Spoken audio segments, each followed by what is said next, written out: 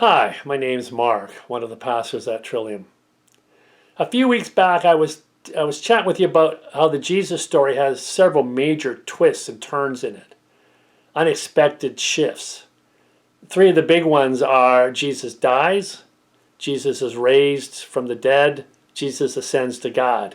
Each of these shifts in the story unexpected. For instance, the Messiah can't die, yet there is Jesus crucified and dying on the cross.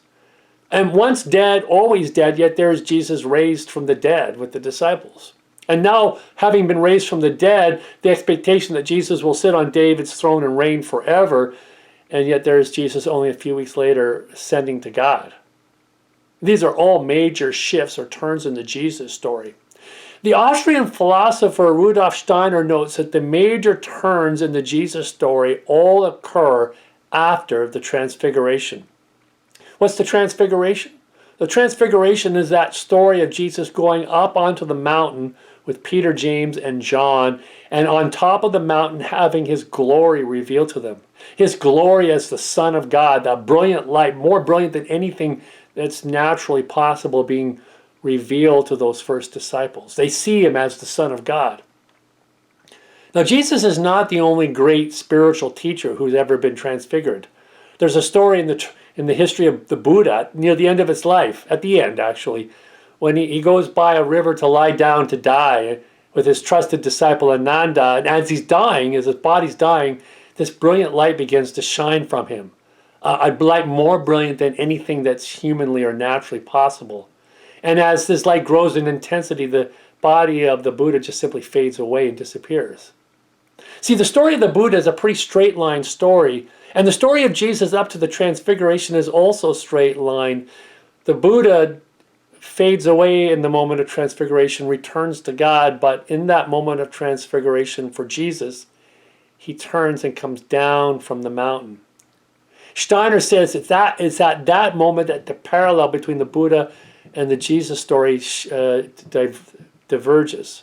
The parallels end, and the story of Jesus and the Buddha begin to diverge from each other.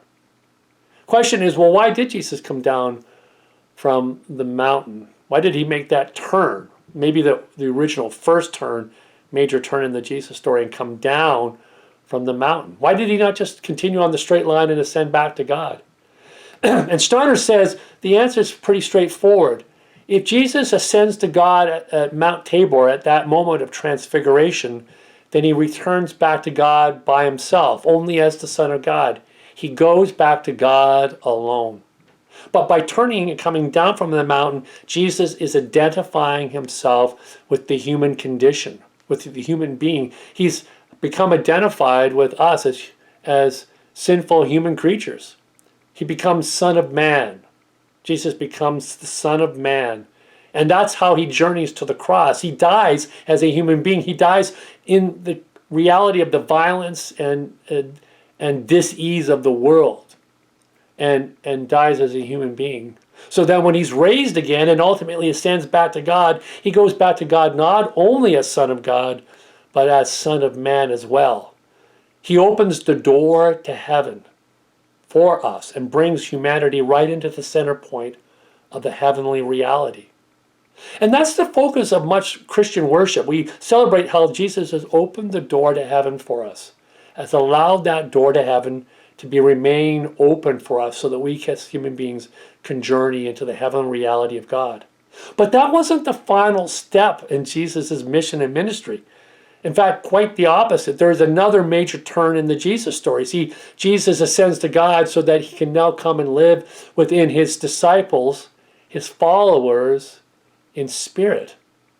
That's a goal in a sense. Jesus coming to live with us in spirit. As he takes the human being into heaven, now as spirit coming back to live within us, he brings heaven to live within our reality. And that's an almost overwhelming gift, a gift of incredible grace to us, a time of celebration. See, it's part of the intention of multiplication, the one Christ becoming multiplied as the many Christ. I showed you a flower a couple weeks ago. One flower becomes multiplied into many flowers, the originating flower becoming multiplied into the many. No plant is content to remain itself. It wants to multiply. Jesus comes into the world as the Christ, but the intention is to multiply the Christ as the one becomes many, which means that now heaven can come to live within you and me by the gift of the Holy Spirit. We don't have to focus so much about getting into heaven. We have to open ourselves and allow heaven to come and live within us. And that is amazing. That's an incredible gift. It allows for us to join with Jesus, to be God's holy hands of love in this world, and to make heaven the reality and the experience of our lives.